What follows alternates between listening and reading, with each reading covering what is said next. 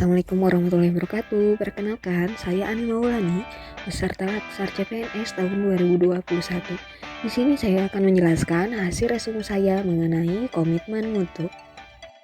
Komitmen adalah suatu keadaan di mana seseorang membuat perjanjian atau keterikatan baik kepada diri sendiri maupun kepada orang lain yang tercermin dalam tindakan atau perilaku tertentu yang dilakukan secara sukarela maupun terpaksa. Kemudian pengertian mutu. Kata mutu berasal dari bahasa Inggris yaitu quality yang artinya kualitas. Atau mutu dapat diartikan sebagai suatu standar kelayakan dengan ciri-ciri dan sifat tertentu. Komitmen mutu dapat diartikan sebagai pemahaman konsep mengenai efektivitas, efisiensi, inovasi, dan mutu penyelenggaraan pemerintah. Dalam memberikan layanan publik yang bermutu, harus berlandaskan pada prinsip efektivitas, efisiensi, dan inovasi. Efektivitas merupakan sejauh mana sebuah organisasi dapat mencapai tujuan yang ditetapkan, sementara efisien merupakan sejumlah sumber daya yang digunakan untuk mencapai tujuan organisasi. Efisien ditentukan oleh beberapa banyak bahan baku, biaya, dan tenaga yang dibutuhkan untuk mencapai sebuah tujuan. Dari kedua definisi tersebut dapat disimpulkan bahwa karakteristik utama yang dijadikan dasar untuk mengukur tingkat efektivitas adalah ketercapaiannya target yang telah direncanakan, baik dilihat dari capaian jumlah maupun mutu hasil kerja, sehingga dapat memberikan kepuasan, sedangkan tingkat efisiensi diukur dari penghematan biaya, waktu, tenaga, dan pikiran dalam menyelesaikan kegiatan. Sementara inovasi muncul karena adanya dorongan kebutuhan organisasi atau perusahaan untuk beradaptasi dengan tuntutan perubahan yang terjadi di sekitarnya. Di sisi lain, mutu merupakan suatu kondisi dinamis berkaitan dengan produk, jasa, manusia, proses, dan lingkungan yang sesuai, bahkan melebihi harapan konsumen atau pengguna.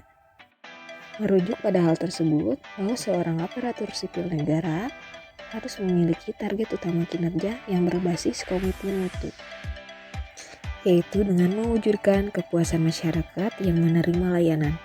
Hal ini dikaitkan dengan 3 fungsi utama pegawai ASN pasal 10, yaitu 1. Sebagai pelaksana kebijakan publik, 2. Pelayanan publik, 3. Berkat dan pemersatu bangsa. Maka dalam implementasi fungsi tersebut, sebagai aparatur sipil negara harus menunjukkan perilaku yang komitmen terhadap mutu, bukan sekedar menggugurkan kewajiban formal. Selanjutnya, bagaimana cara menjaga komitmen mutu? Pertama yaitu goals atau tujuan.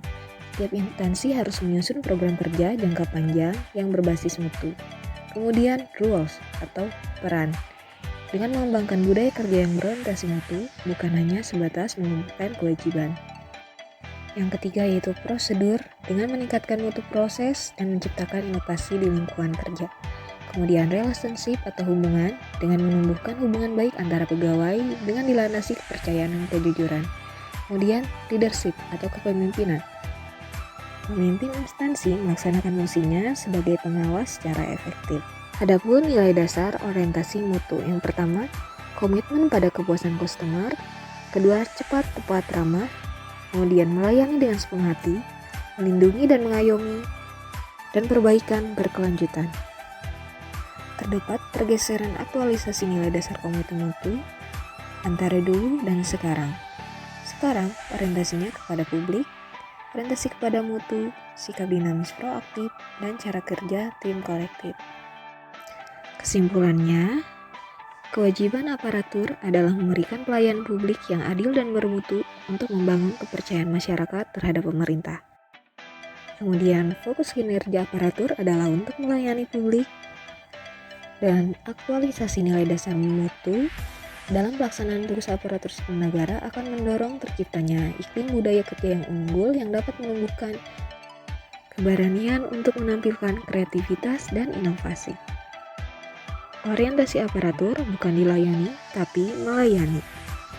Demikian resume dari saya, semoga bermanfaat. Assalamualaikum warahmatullahi wabarakatuh.